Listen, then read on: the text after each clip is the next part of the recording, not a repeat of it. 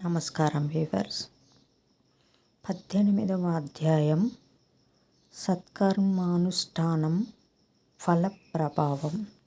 ఓ మునిచంద్ర, మీ దర్శనము వలన ధన్యుడనైతిని. సంశయములన్నీయూ తీరినట్లు జ్ఞానోపదేశం చేసితిరి. నేటి నుండి మీ శిష్యుడనైతిని. తండ్రి, గురువు, అన్న, దైవము సమస్తము మీరే. నా పూర్వ పుణ్య ఫలితము వలనే కదా మీబోటి పుణ్య పురుషుల సాంగత్యము తటస్థించెను. లేనిచో నేను మహాపాపినై మహారణ్యములో ఒక మొద్దుబారిన చెట్టునై ఉండగా తమ కృప వలననే నాకు మోక్షము కలిగినది కదా. మీ దర్శన భాగ్యము లేని ఎడల ఈ కీకారణ్యములో తరతరాలుగా చెట్టు రూపమున నుండవలసినదే కదా. అట్టి నేనెక్కడ, మీ దర్శన భాగ్యం ఎక్కడ, నాకు సద్గతి ఎక్కడ? పుణ్యఫల ప్రదాయియగు ఈ కార్తీక మాసం ఎక్కడ? పాపాత్ముడనగు నేనెక్కడ? ఈ విష్ణువాలయమందు ప్రవేశించుటెక్కడ? అన్నియును దైవికములగు ఘటనలు తప్ప మరొకటి కాదు. కాన నన్ను తమ శిష్యునిగా పరిగ్రహించి సత్కర్మలను చూపుడనెను. సత్కర్మలను మానవుడెట్లు అనుసరించవలయునో దాని ఫలమెట్టిదో విశదీకరింపుడని ప్రార్థించెను. ఓ ధనలోభా, నీవడిగిన ప్రశ్నలన్నీయూ మంచివే. అవి అందరికీ ఉపయోగార్థమైనట్టివి. కాన వివరించెదను, శ్రద్ధగా ఆలకింపుము. ప్రతి మనుజుడు ఈ శరీరమే సుస్థిరమని నమ్మి జ్ఞానశూన్యుడగుచున్నాడు. ఈ భేదము శరీరమునకే గాని ఆత్మకు లేదు. అట్టి ఆత్మజ్ఞానము కలుగుటకే సత్కర్మలు చేయవలెనని సకల శాస్త్రములు ఘోషించుచున్నవి. సత్కర్మనాచరించి నా ఫలమును పరమేశ్వరార్పితము మొనర్చిన జ్ఞానము కలుగును.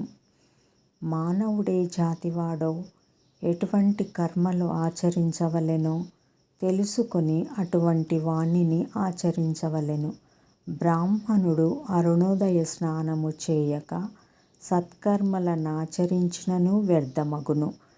అటులనే కార్తీక మాసమందు సూర్య భగవానుడు తులారాశిలో ప్రవేశించుచుండగాను, వైశాఖ మాసములో సూర్యుడు మేషరాశిలో ప్రవేశించుచుండగాను, మాఘమాసములో సూర్యుడు మకర రాశియందు ఉండగాను, అనగా ఈ 3 మాసముల యందును తప్పక నదిలో ప్రాతకాల స్నానము చేయవలెను.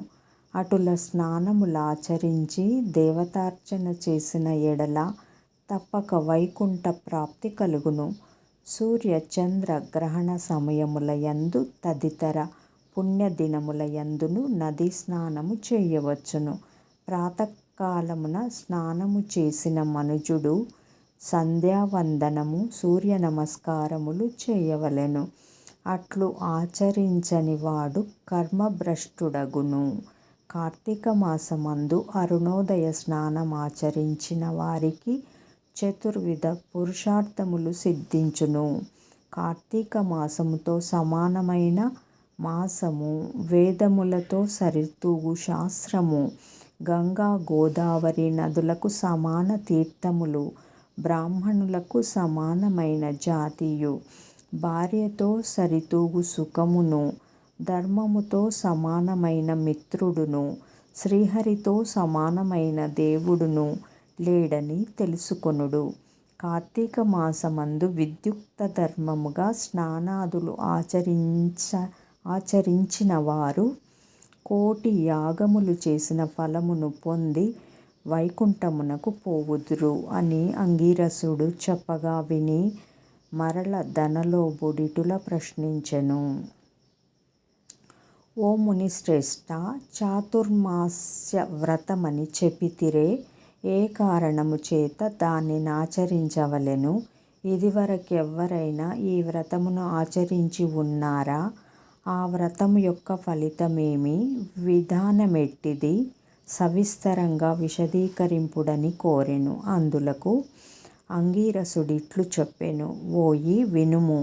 చాతుర్మాస్య వ్రతమనగా శ్రీ మహావిష్ణువు మహాలక్ష్మితో ఆషాఢశుద్ధ ఏకాదశి దినమున పాలసముద్రమున శేషుని పాన్పుపై శయనించి కార్తీక శుద్ధ ఏకాదశి నాడు నిద్ర లేచును.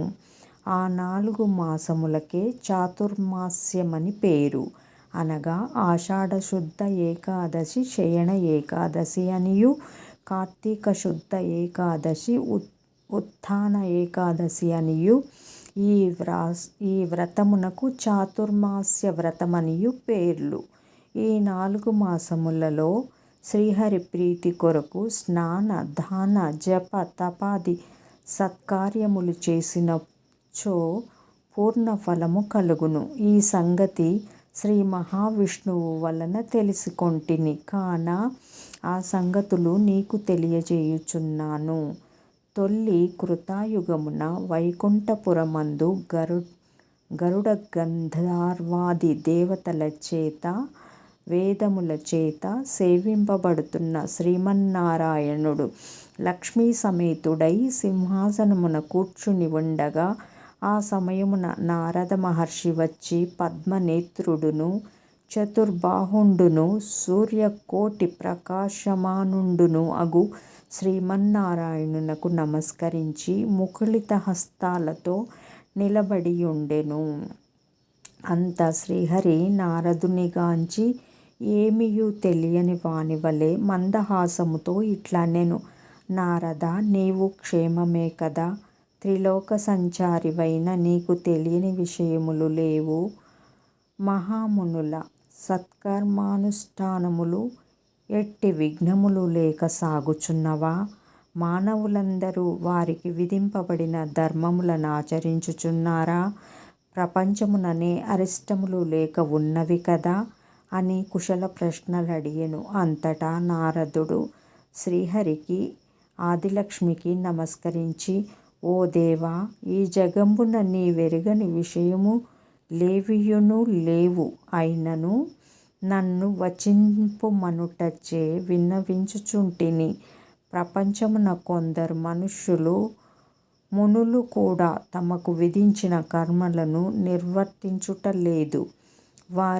వారెట్లు విముక్తులగుదురో ఎరుగలేకున్నాను. కొందరు భుజించకూడని పదార్థములను భుజించుచున్నారు. కొందరు పుణ్య వ్రతములు చేయుచు అవి పూర్తి కాకమునిపే మధ్యలో మానివేయుచున్నారు. కొందరు సదాచారులుగా, మరికొందరు అహంకార సహితులుగా, పరనిందా పారాయణులుగా జీవించుచున్నారు. అట్టి వారిని సత్కృపతో పుణ్యాత్ములనొనర్చి రక్షింపుమని ప్రార్థించెను.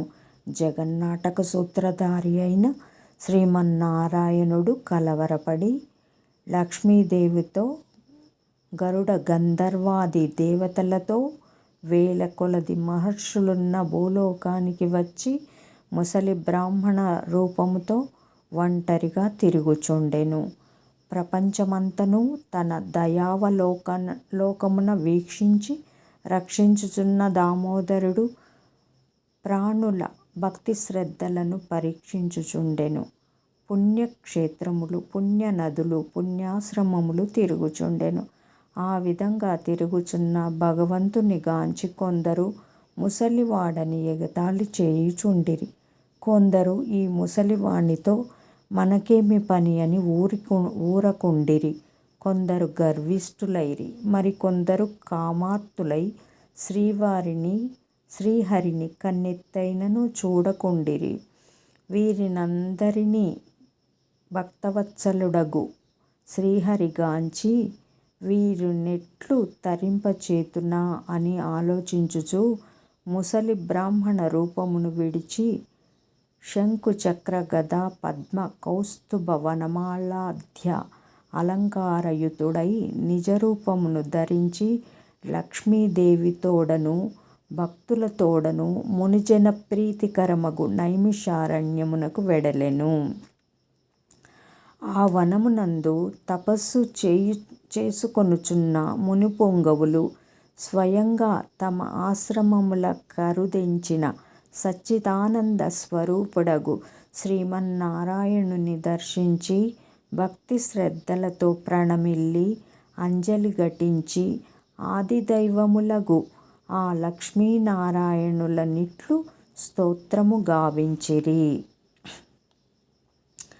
శాంతాకారం భుజగశయనం పద్మనాభం సురేశం విశ్వాకారం గగనసదృశం మేఘవర్ణం శుభాంగం లక్ష్మీకాంతం కమలనయనం యోగిహృద్యాన్నగమ్యం వందే విష్ణుం భవభయహరం సర్వలోకైకనాథం లక్ష్మీక్షీరసముద్రరాజతనయాం శ్రీరంగధామేశ్వరీ దాసీభూతసమస్తదేవవనితాం లోకైకదీపాంకురం శ్రీమన్మందకటాక్షలబ్ధవిభువ బ్రహ్మేంద్ర గంగాధరాం త్వాం త్రైలోక్యకుటుంబినీం సరసిజాం వందే ముకుందప్రియాం.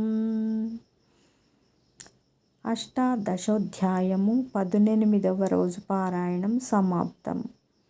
19వ అధ్యాయము చాతుర్మాస్య వ్రత ప్రభావ నిరూపణ. జై శ్రీమన్నారాయణ. ఓం నమ శివాయ. ఓం నమ శివాయ.